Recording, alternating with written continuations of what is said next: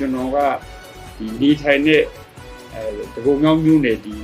နေ့ကြာဆုံးနေတဲ့ဒုတိယဇာတိမြို့နယ်လို့လည်းပြောလို့ရတယ်။ဒါကြောင့်လည်းကျွန်တော်ကအဲ့ခံယူချက်နဲ့ပဲကျွန်တော်အငိမ့်သားယူခဲ့2004ခုနှစ်ကစပြီးနေတဲ့အထိဒါမြို့နယ်လူထုကျွန်တော်နေထိုင်ရက်ွက်လူထုเนาะအဆင်ပြေအောင်ကျွန်တော်ဆောင်ရွက်ပေးရတာ။အခုပြည်သူ့လွှတ်တော်ကိုယ်စားလှယ်လောင်းအနေနဲ့ဒီကမျိုးပါတီကနေဒဂုံမြောင်းမြို့နယ်ရွေးချယ်တင်မြောက်တာလေဒဂုံမြောင်းမြို့နယ်ကိုစားပြုဆိုတဲ့အတိုင်းပဲအခုလည်းကျွန်တော်တို့လုပ်ပြီးနေတာရှိပါတယ်။ဒီမှာပြ50တိရက်ွက်ဆိုရင်ညာအခုလည်းမပေါဘူး။အဲ့ဒီရှိ950လောက်ရှိပါတယ်။နောက်48ကွက်မှာရန်ကိုလမ်းတူတုံးလမ်းရှိပါတယ်။ဒါလိုမှကျွန်တော်တို့လွှတ်တော်ကိုလောင်းပြီးရွေးချယ်ခံရရင်အဲ့တော့ကျွန်တော်အနေနဲ့ဒါနိုင်ငံတော်အစဉ်အစိုးရအဖွဲ့ပုံဖြစ်လာရင်ဘာတွေလုပ်တင်တယ်လဲဘာတွေလုပ်ရှင်တယ်လဲဆက်ပြီးတော့ကျွန်တော်တင်ပြပြောဆိုလိုပါတယ်။နောက်တစ်ခုကကုန်စည်နှုန်းကြီးမြင့်တဲ့ဒဏ်တွေဒါရောပါတော့အောင်လဲဒါအစိုးရအဖွဲ့ကနေကျွန်တော်တစ်ချက်ဒါအစိုးရကနေပြည်သူတွေ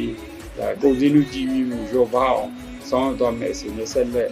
တင်ပြဆောင်ရွက်သွားဖို့ရှိပါတယ်။ဒဂုံမြောင်းမြို့တွေကရည်စည်းရည်လာကောင်းမှုကိုဆက်လုပ်ပေးရမယ်လို့ကျွန်တော်ခံထားပါတယ်။နောက်တစ်ခုကတော့လမ်းနေတော်တော်များများတချို့ဒီ2010ခုနှစ်ကကုန်လမ်းဒီနေ့ပြည့်စည်နေရတယ်တော်များတွေ့ပါတယ်။ဒါလည်းပြန်လည်မွမ်းမံပြုပြင်ပေးရမှာဖြစ်ပါတယ်။နိုင်ငံအတွက်ကောဘာသာပတ်မှအတွက်ကောကျွန်တော်ရွေးချယ်တင်ပြခံမဲ့ဒဂုံမြောင်းမြို့နယ်ဒီမြို့နယ်ဒီမြို့နယ်သားတွေအတွက်လည်းကျွန်တော်ဆက်လက်ကျိုးပန်းဆောင်ရွက်တော်မှာပဲလို့ပြောကြလိုပါတယ်လူတိုင်းစစ်တဲ့ပြည့်စွာနေနိုင်ဖို့အတွက်တို့ရဲ့တာဝန်တွေဖြစ်သည်စိတ်ပိုင်းရုပ်ပိုင်းချမ်းသာစေဖို့ဒီခိုင်ဖြိုးလာပြီ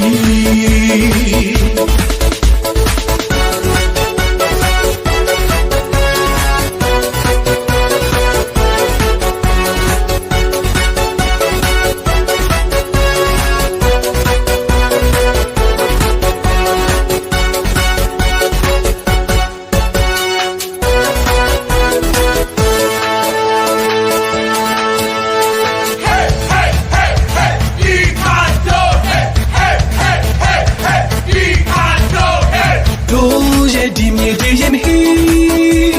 စိတ်ရောင်ရတဲ့လာနေပြီအနာဂတ်ရဲ့လေးရောင်ကြီးအုံးမြချတဲ့တွေတီစမနဲ့ဒီမိုကရေစီ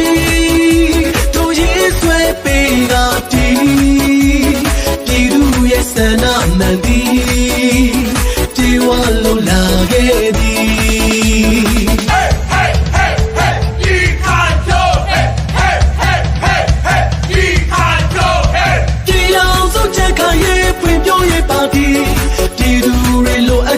ဖြည့်စည်းဖို့လာပြီ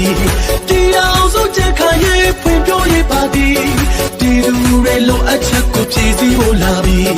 စိတ်လေးပေးမှမှန်ကိုရွှေ့ပြီးဒီသူစံတော်ပြေဝပြီဒီအောင်စုချက်ခံရေးဖွင့်ပြရေးပါသည်ဒီလူတွေလိုအပ်ချက်ကိုဖြည့်စည်းဖို့လာပြီ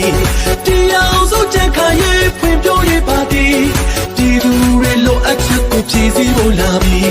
စိတ်လေး